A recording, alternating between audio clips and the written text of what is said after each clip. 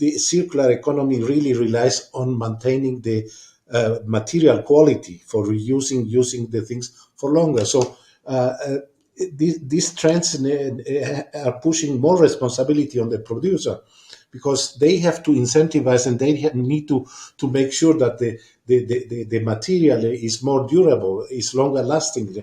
Accreditation is a way of life.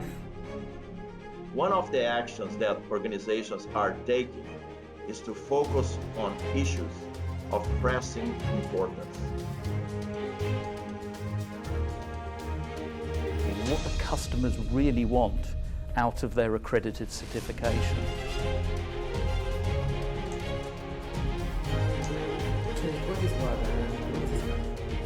I believe we have an impact on everyday's life.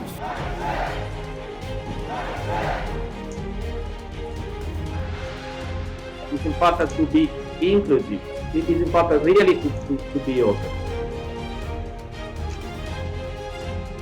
And that will be one additional way to ensure that the voice of industry and user is heard and recognized. Hello everybody, and I take this opportunity to welcome you all to this podcast session on the aspect of circular economy. And it gives me an immense pleasure as we have two stalwarts in this area joining us today for this podcast. When we talk about circular economy, as we all know, it is an alternative to highly extractive and resource-intensive linear economy principle, which replaces the end-of-life concept with 3 R's concept and focuses on the usage of selection of materials, products, processes for waste elimination. It aims at retaining value of resources, products and materials by using them as long as possible and minimizing the wastage at the life cycle each life cycle stage. And there is no denying that the implementation of circular economy approaches can in fact lead to material cost savings and increase the profits. So when we look at the global community stand, it is nothing but for the economic growth, which comes at an ecological cost. There is a need that we introduce this concept of circular economy so that we have a potential to provide new opportunities for trade and create jobs. As well as the global cooperations are expanding, I would like to emphasize that TIC sector and the accreditation community plays a critical role in positioning at the center to facilitate this transition to circular economy, which requires the role of TIC sector, standards, accreditation community, different stakeholders in this whole ecosystem, so that these sectors can contribute as an independent third party to verify the circular economy claims made by the manufacturing companies, as well as instill trust among the relevant stakeholders. With this introduction, I have the pleasure to introduce to you my two distinguished guests today in the podcast, Dr. Bernardo Calzira Sarmiento and Ms. Stephanie Waring. Just a short introduction about Dr. Bernardo. He's the Director of Division of Fair Production, Sustainable Standards and Trade of Directorate of SDG Innovation and Economic Transformation at UNIDO. He has been the Managing Director of Directorate of Digitalization, Technology and Agribusiness and Director of Department of Digitalization, Technology and Innovation at UNIDO. An experienced manager and a global leader managing 700 staff internationally, with more than 30 years of international experience, also in the area of sustainable development and innovation, as well as in global development. His involvement includes working in different parts of the world, some of them being Asia, Africa, Latin America. Dr. Bernardo has held position in investment promotion, funds mobilization and social responsibility, PhD in economics from Vienna University of Economics and Business, Austria, can you please let us know that what are the contributions and actions by UNIDO in the area of circular economy? Thank you so much for having me here.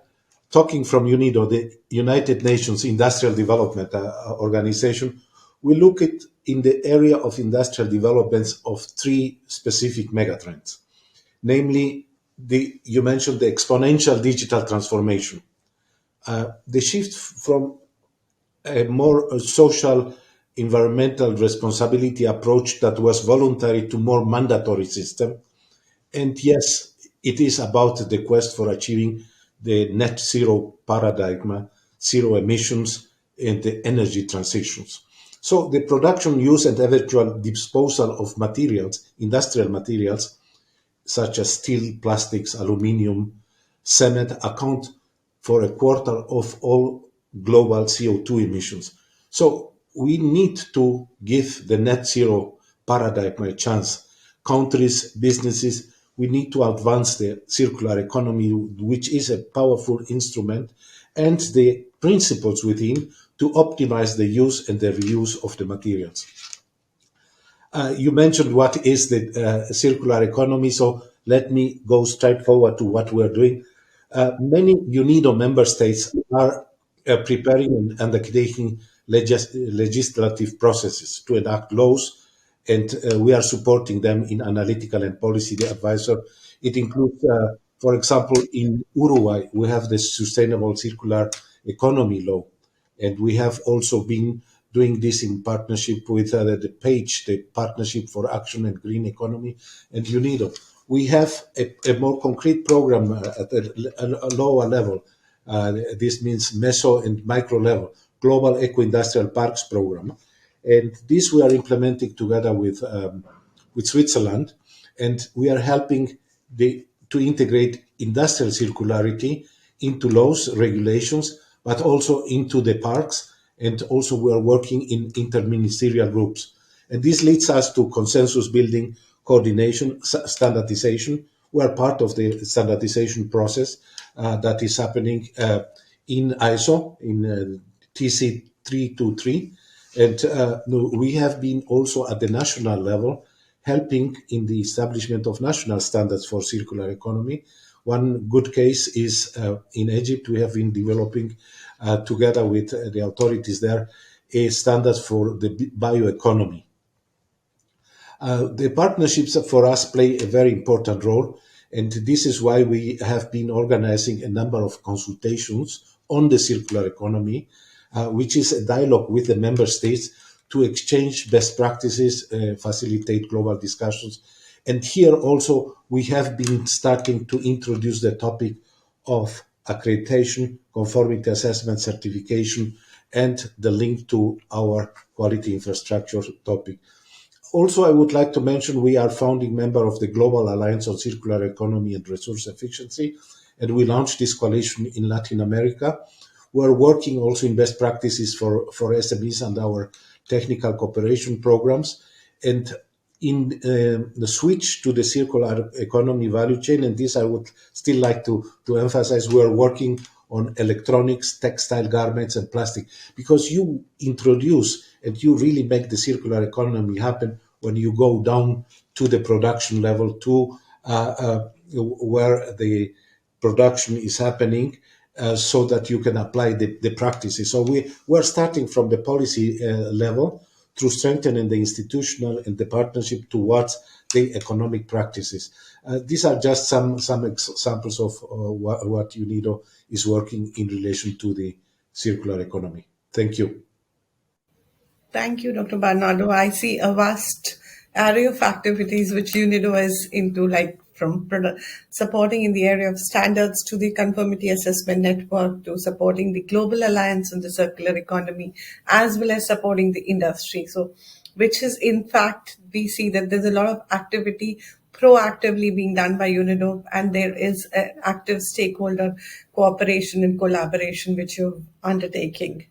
Now that you've mentioned the aspect of participation in ISO 323 as well as participation on the standards development, I take this opportunity to introduce to you Stephanie Waring, a biophysicist by educational qualification. Stephanie has experience working in different standards body in Germany as well as globally, which includes DIN, German Institute of Standardization, BMWI, Federal Ministry of Economic Technology, VD2, TÜV EV, etc. And she's very actively involved in the standardization level at the ISO as well as CASCO level, participating as convener as well as expert in various working groups, which include ISO 17029, ISO 17030. She's a convener of Strategic Alliance and Regulatory Group, which is a STAR group, member of Technical Interface Group. She's also been the chair at CENELAC for the criteria for conformity assessment bodies. So, looking into the vast experience which she has on the aspect of standards, and as Dr. Bernardo mentioned, that standards in relation to circular economy have a very important role.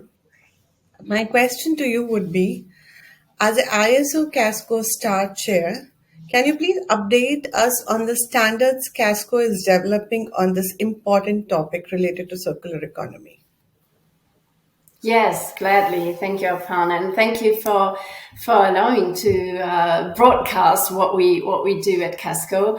Well, first of all, the Casco standards are generic and intended to be all-purpose instruments to assess and confirm the fulfillment of requirements, and that applies to begin with to all kinds of requirements, including those that are relevant or become relevant for the circular economy. And there you could also think of a full range of tangible technical specifications for material compositions, for particular operational modes, for processes, as well as rather environmental conditions that are needed, for instance, when managing supply chains in a circular manner.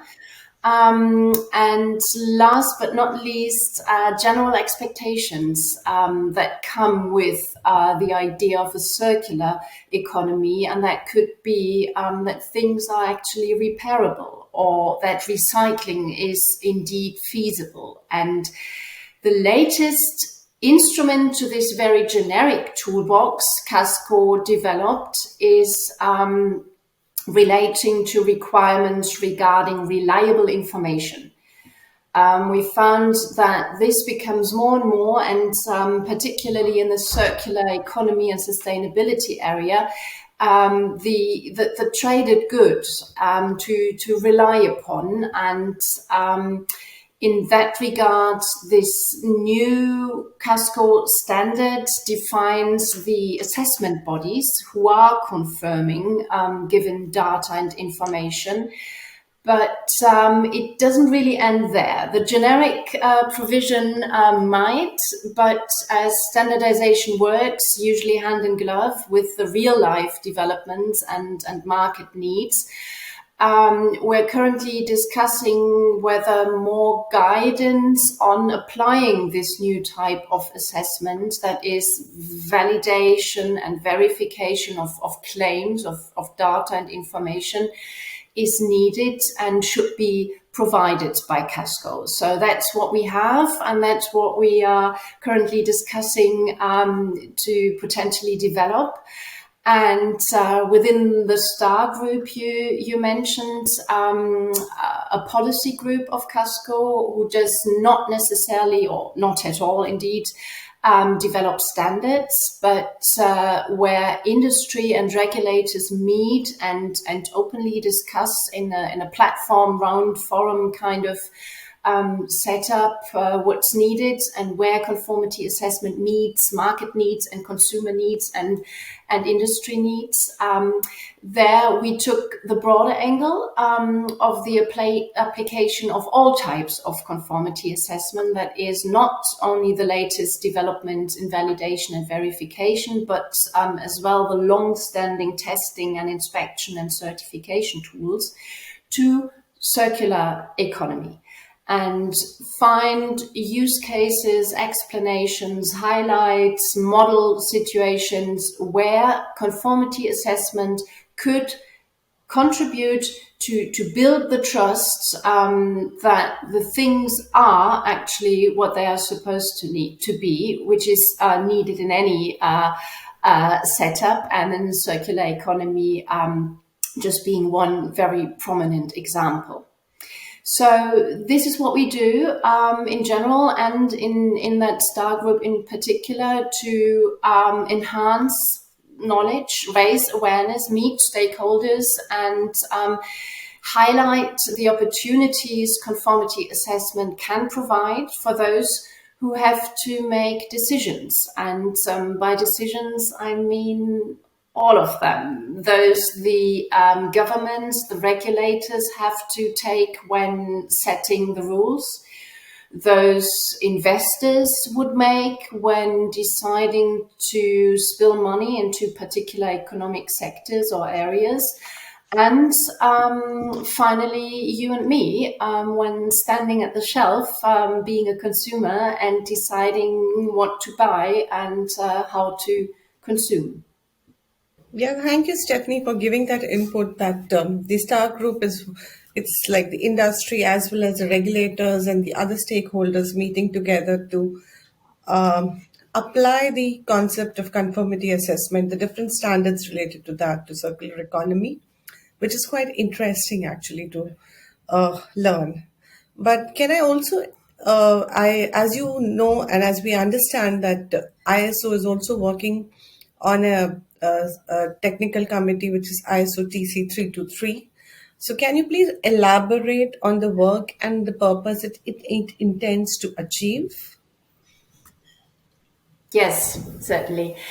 So a real technical committee, like the Technical Committee 323 on circular economy, is a platform to debate, to actually standardize and define characteristics as well as needs and expectations that could then eventually serve as specifications when subjecting it to a conformity assessment.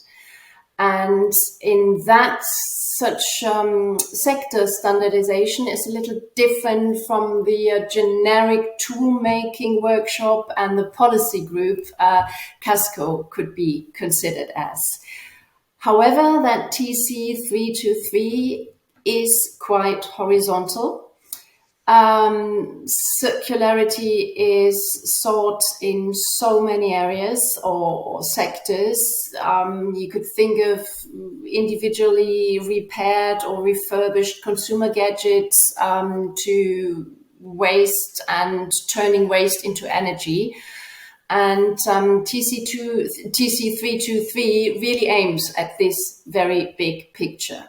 They intend to tackle it all at once, very bravely. The fundamentals, the principles of circularity, of circular economy, means of transitioning, of getting there, of moving towards a more circular approach to economic supply chains, for instance, and the assessment. So the accessibility of circularity is the last bit they take into account. And as I said, this approach is certainly ambitious, but to me it's sensible, since I think we do need to define a common understanding of circularity, to define indicators, find criteria, what we understand as circularity, how we could evaluate it. And secondly, we would need these procedures. They are essential to get there. And while getting there, while transitioning, we would need to agree upon benchmarks and milestones, and standardization is a brilliant platform and tool to do that. And finally, and that comes from the conformity assessment perspective, we would need to measure. we would need to quantify, we would need to judge these achievements. And this would be one application of conformity assessment in that area. And that would not only apply to the now perhaps newly specified aspects of circularity, but also to our evergreens, such as safety or being free from hazards, because just being recycled or refurbished doesn't mean that a material or a product could now be less safe for the use and the consumer. And so the idea is to have it all at once, not to trade safety, for instance, for the new circularity, and to structure this and specify this through standardization. So that's what this TC 323 undertakes and commits to achieve. Yeah, Stephanie, as you rightly said, it's a very ambitious plan, but then there is a need that we assess the circularity part of it. And there is a need that we define a common understanding related to circularity, considering the new concept. And of course, measure. Unless you don't measure and you don't define things, you don't know what actually is happening.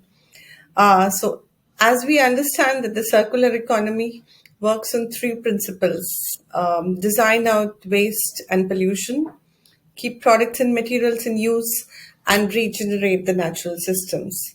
Now, when we consider these principles, Dr. Bernardo, can you please share your views as to how the conformity assessment practices will have its application across these principles, and of course, the wide range of sectors which we will have to target? Thank you. Let's look at a bit wider, not only conformity assessment, but we consider that we need a strong and a robust and fit for purpose quality infrastructure system. So we need the functioning and the operational work of all the quality infrastructure system to transition and to support the circular economy. So we need the quality infrastructure, but we need the policies we mentioned before. We need the regulatory framework. We need standardization. We discussed it already. We need metrology. And here we are thinking about measurement, also a bit different of what was just discussed. But metrology is fundamental for everything. It's fundamental for keeping the architecture of the QI together. Accreditation, fundamental. We have so many new schemes. We need a new certification process. Who accredits, who certifies, all these new. So their need is undeniable. So QI and each of these pillars play a key role in supporting the research of new materials and products, developing innovative technologies, and determining reliable and comparably the environmental impact of production and consumption. So as I mentioned before, standards can play a fundamental role. I think we heard about the Casco standards, that they play a fundamental role in monitoring, enforcing of government mandates on in relation to, let's say, loss of biodiversity, loss of the quality of soil, air and water along the value chain, and similar challenges. So when we dive deeper, we can also visualize better what we are going to measure. In industry, the Casco and conformity assessment standard, they build the architecture, they build the confidence to demonstrate the compliance to regulation of the circular economy, including what we see coming more and more, which is the mandatory social and environmental due diligence, because this is part of a broader sustainability understanding. So the adoption of these standards can also help the private sector in being more responsible, in countering planned obsolescence, also countering fraud, countering counterfeiting. All these problems are part of what the quality infrastructure system can be utilized, but also to have the goods at a reasonable price.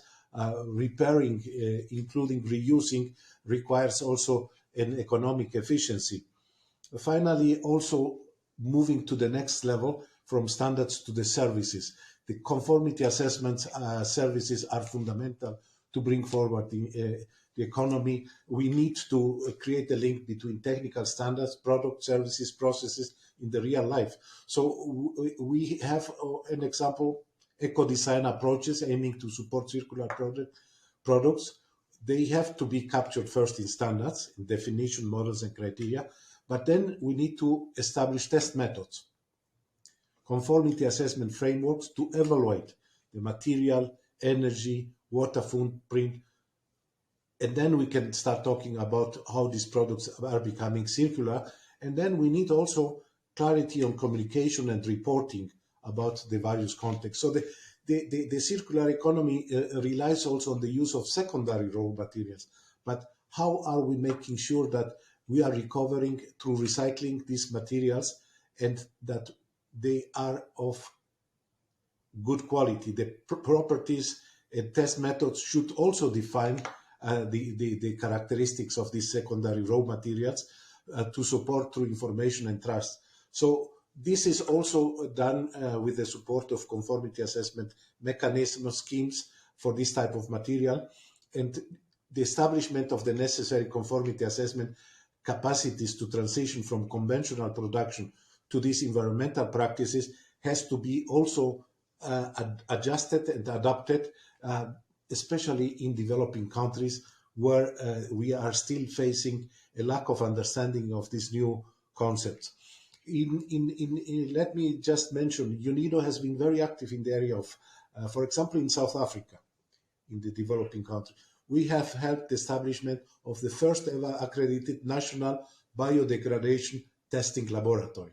So we have helped to lead the transition. Not to say the work that we also do together in one framework with ILAC, with the IEF, which is accreditation of conformity assessment bodies, of laboratories, etc. But here we have created this new testing facility to verify the biodegradability of claims on imported and locally produced material so that we can promote biodegradable markets. So this is something very innovative, very important, that leads us to increase the capacities to evaluate the environmental aspect of using different materials. UNIDO has also provided similar services in Tunisia, for example, in technical centers, where we are working with the related quality and laboratory testing, and working also with training, the expertise and advisory service, and underpinning best practice in conformity assessment. I would like to leave it there. Yeah, Dr. Bernardo, this is pretty interesting to notice, especially the update on the biodegradable lab which you've set up in the South Africa part of it. It's actually an innovative thought, and I completely agree with you that it's, since the circularity is a concept which is evolving, we do need to obviously taken these steps to upgrade the quality infrastructure where we have different stakeholder engagement.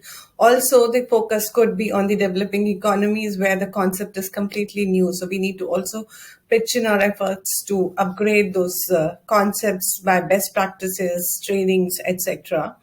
So keeping in line with whatever you've just mentioned and the innovative actions which have been taken by UNIDO, do you see ways in which IAF and UNIDO can collaborate to ensure effective implementation of the circular economy practices? Certainly. Let me just start by saying UNIDO and the IEF and ILAC, we have a long history of cooperation. I would like just to recall one very interesting study that we did in the implementation of the time that was the state of the art, ISO 9001, a market surveillance. We developed a methodology of market surveillance to evaluate the effectiveness of ISO 9000 in the South and Southeast Asia region. We finally came up with a publication called Good Practices Experience in the market surveillance of ISO 9000 quality management system. And this is something we can do together, is to look how this mechanism, how the certification schemes are working, and if they are working properly. Because as you know, we have also the challenge to build trust. We say always, I say we, the family of the QI community, we claim that conformity assessment and QI is building trust. But sometimes we need to make sure that outsiders and are not abusing of the existing of this. And you know, the example in extremis is ISO 9000, but we have problems also with other standards and the claims, and so we can work on that in the governance. Yeah, I think this is an area. Sure, we have been working very much together. We support. I'm just thinking in Ghana to help the certification body to be accredited, to prepare them, and so this type of activities are important. But I'm thinking more the upstream work we can do together. We have another important work we do in the framework of the INET-QI, International Quality Infrastructure Network. And here we have been also building consensus for joint definition of quality infrastructure system. We were part of this. We have been collaborating on providing technical training programs. We have been issuing methodologies, publications, guidance documents. We can do much more of that, and we can link it now to the circular economy and to what happened in COP27, which was the definition of the net zero has been, there's a guidance document that was launched, so we can align more to that. And as you know, in ISO, there is the so-called London Declaration, which is looking after reviewing all our actions from the sustainability point of view. So we can do together. We have also been cooperating with the launching of the Quality Infrastructure for Sustainable Development Index. It's a benchmarking tool. It's not a ranking, but it's a benchmarking tool. The difference to other rankings is that this index assesses the state of QI readiness in relation to the Sustainable Development Goals. So in relation to the three pillars, people, planet, prosperity, and it tries to demonstrate the value of QI for sustainable development. So why do we need to invest in this regard? And it's important because a lot of the funding and a lot of the international support will be coming towards the net zero paradigm. So this is something very important we have been doing together. Another aspect, but this is more with ILAC, but still a joint work we're doing is LabNet, and we have been collaborating this. This is part of this joint work we do in the framework of INET-QI, and we have also another entry point, which is the Joint Development Support Committee, to which we contribute, and that helps us to identify the needs of developing countries, where we report what we are doing, and we capitalize on the experiences. So this is another way where we can bring this discussion a bit forward. I think this is still on our agenda, and maybe we can use this wonderful impulse that you are giving to this to bring this to the discussion. Thank you. Yeah, thank you, Dr. Bernardo. I completely agree that there has been a lot of activities which IF and UNIDO have undertaken, and looking into the circularity part of it and this new concept, I'm sure that IF and UNIDO will go forward with their collaboration on technical training, adapting what methodologies to be adapted, developing some guidance documents, and likewise and so on, not necessarily to just the developed country, but also to progress it to the developing countries to upgrade their understanding, knowledge, skill, and everything. So thank you for the detailed update of the collaboration between UNIDO and IF, as well as ILAC, of course. Now, as we understand the different activities which UNIDO have undertaken, Stephanie, can I request you to please let us know if at the European Union level there have been any actions in relation to the circular economy? Yes, thank you. There have been. The European Union has set up an action plan, really, a circular economy action plan that is part of what's called the European Union Green Deal, which is a greater plan to transform the European economy as such towards sustainability. And this greater deal addresses the widest range. It tackles energy, mobility, building and construction, food, pollution, emissions, biodiversity on the other hand, finance being a backbone structure to all of it, research being another net that is orienting and informing and helping us to understand better. So within that wider deal, the circular economy aspects are broken down to individual actions, more than 30, to make sustainable products the norm. As we did so many years ago with safe products on the market, sustainability is now a new product, or not new, but in the focus of this legislative activities, an aspect to characterize products and to build into products. And that is, and I was already struggling to break it down because it is obviously a multidimensional undertaking. There are key value chains identified and in focus, and that's electronics, vehicles, textiles, food, packaging, which is cutting across a lot of value chains, and construction. And another cutting across aspect, which is also key, is waste. And you mentioned it, Aparna, waste reduction, really. And all of it aims at enable circularity on all levels. So from the very personal, individual housekeeping to the environment, cities and regions built, and to catch all of it.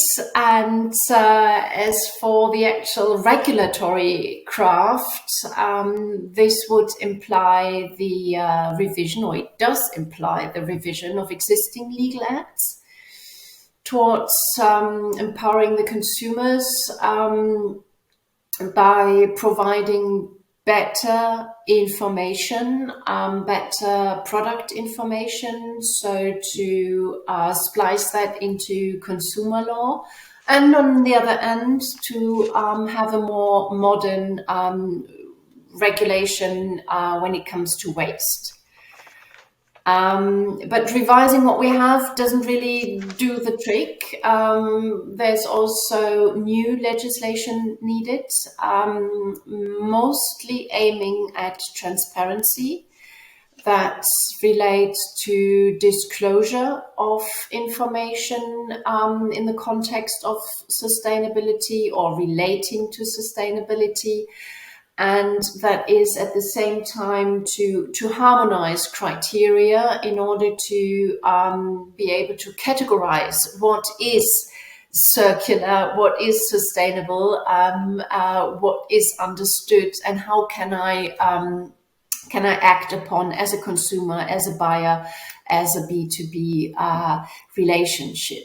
And another facet of this multifaceted endeavor is to establish a new right to repair, to actually build into all the legal frameworks the right the consumer has to have products repaired, which also cuts across from the design to the actual waste management and resourcing and providing spares and repair opportunities.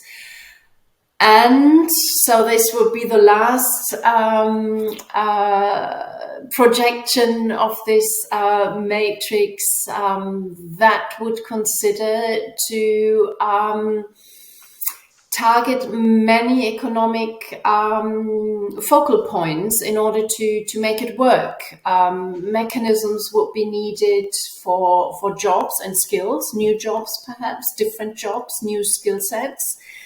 It would need to address industries as such. I just leave it at that. And on the other hand, other big structures which are less industrial and private, more publicly governed, like urban initiatives or public activities. So that's the circular economy plan the European Union has in mind and is currently developing and pushing towards implementation. And you see that it's quite a comprehensive endeavor. But to my mind, that makes sense. It can't be less encompassing. It can't be less complex than the circular economy itself, and all the systems that act within and that act in its favor. And I know very well that I'm addressing an accreditor audience, and obviously the accreditation clockwork is one of these systems acting within. And Bernardo mentioned it, contributing, building the trust, and adding its piece to make it all work.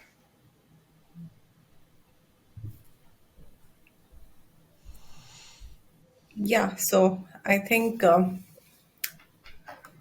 with that, Stephanie, I know it's like a quite diverse area of work, because I completely agree with you that to categorize the sustainable part of it and to find out the disclosure information on the sustainability and to ensure that it is effectively produced, monitor it. So obviously conformity assessment is going to have a major role. And when we talk about conformity assessment, as you mentioned, accreditation also has a major role to play about it. So both of them will require to be incorporated either in the legislative or the uh, actions which the EU is taking, European Union is taking related to the circular economy.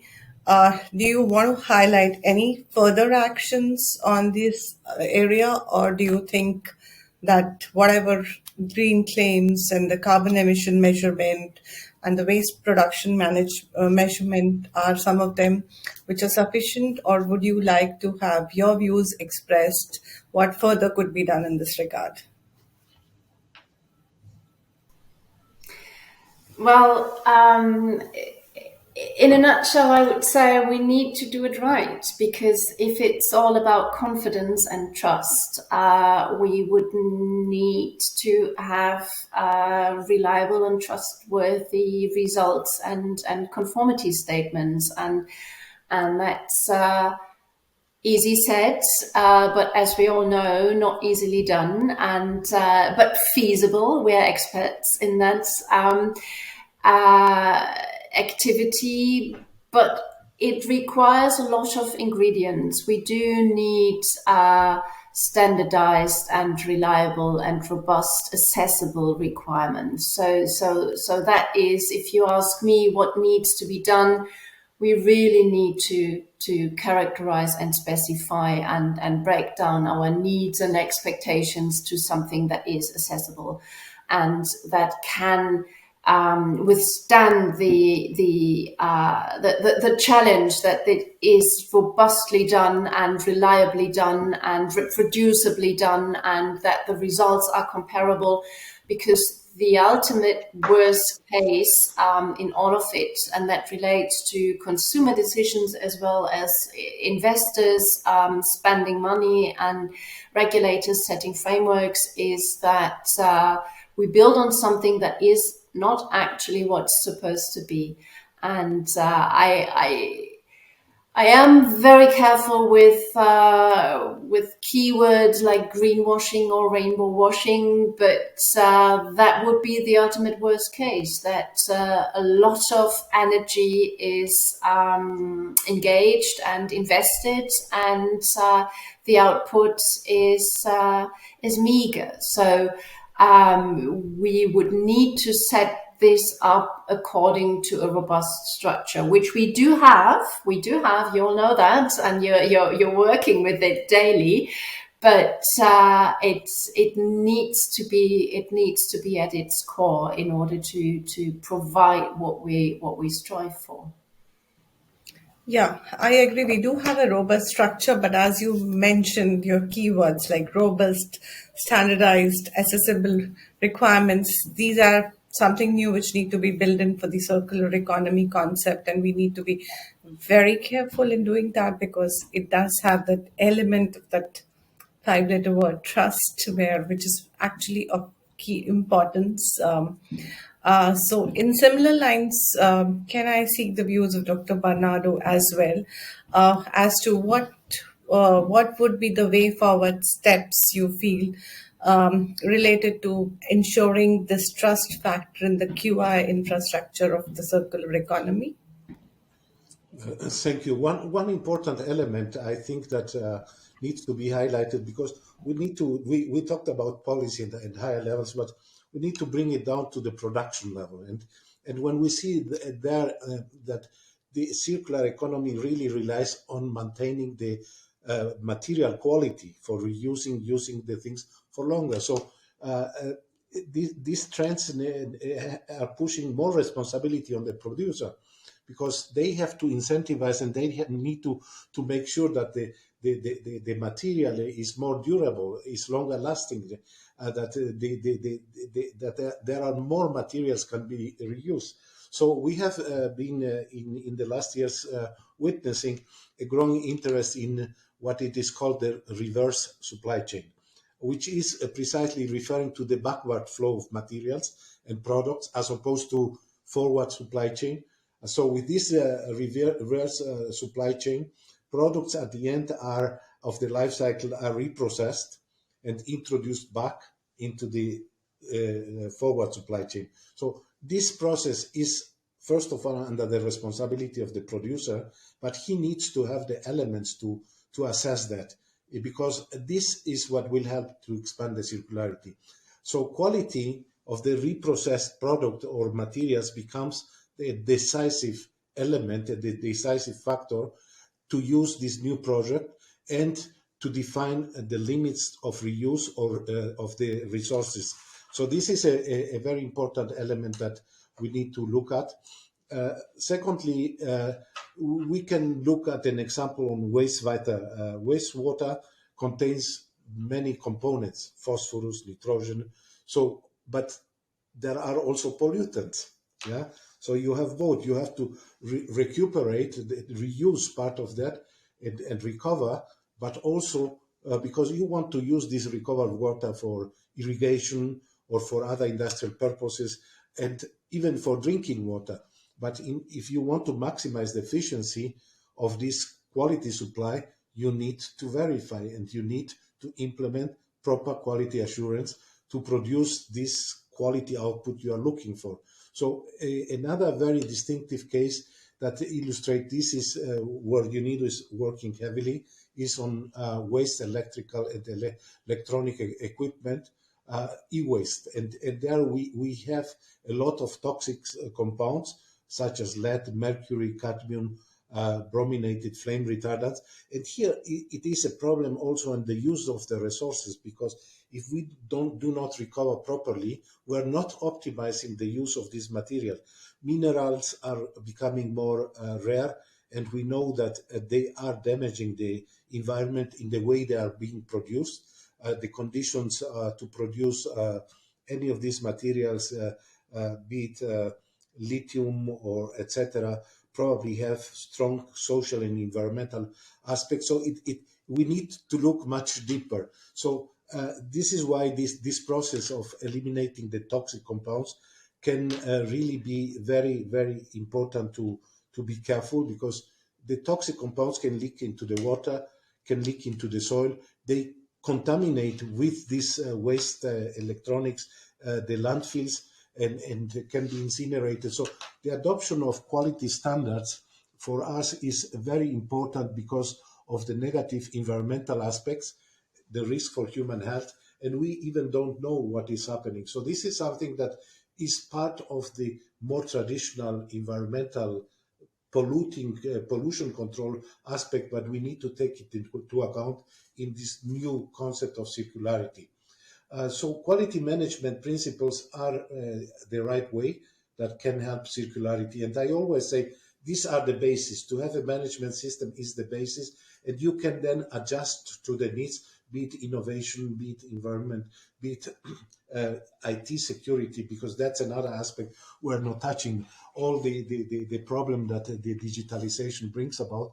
So we need to adapt all these procedures so that we can move into circularity on the interoperability among the different standards, actors, processes, and future projects. So we see that the circular economy is really gaining traction, but also we see that only 9% of the world is going circular. 9%. This is from the World Economic Forum. So we need to make sure to accelerate this process, and we need to be more ambitious. So quality in terms of functionality and safety is eventually the basis, as I say, but it's not sufficient. So we need to add sustainability. This is a new dimension with social and environmental aspects, so that we go back to the big picture of the SDGs, where we have people, planet, and prosperity, but now for enterprises, and we need to measure. We are in the business of measurement, and then we will be able to contribute more to the environmental and social impact. Thank you. Yeah, thanks, Dr. Barnardo. And as he echoed that there is a need that we implement the quality management systems across the supply chain, and it's just not at the QI level, but also at the manufacturer level, wherein at the production level, wherein we need to ensure that at each stage there is an element of trust instilled, and understanding goes deep down. So it's not just that we talk about at the QI, but across the whole ecosystem. So thank you both of you for the extreme thoughts that you've given, an innovative approach for the circular economy concept, because as we all know, this paradigm shift to circular economy is inevitable. So there is a requirement that we harmonize the definitions, the data, the standards, the methodologies across different stakeholders, be it industry, be it our national governments, be it international organizations, or anybody as such, because we see that different regions are taking different action plan at their end for building this trust. We also need to ensure that these action plans are in coherence, being collaborated so that it has effective implementation on ground. And thus, the QI network, consisting of standards, conformity assessment bodies, metrological institutes, accreditation bodies, have a key role because they are the ones who will independently verify the circular economy claims being made by the manufacturers, thereby instilling trust amongst all the stakeholders. So, robust testing and certification infrastructure will reassure the high quality during the product life cycle and will facilitate in reaching the global market with involvement of all stakeholders. When I say all stakeholders, I know it is important. For example, in today's discussion, what we saw the ISO Casco working at a level where they're interacting with IF. UNODO is interacting with IF in different activities. Likewise, we need to find out the other stakeholders and work in coherence so that we are effectively able to implement the concepts of circular economy in a harmonized fashion across all the different regions and sensitize everybody, be it a developed nation or be it a developing economy. So thank you, both of you, for your sparing your time and sharing your important views. And on behalf of IF, it is my immense pleasure to host this podcast. And with this, I would like to sign off today's podcast, and happy viewing to all the viewers. Thank you so much.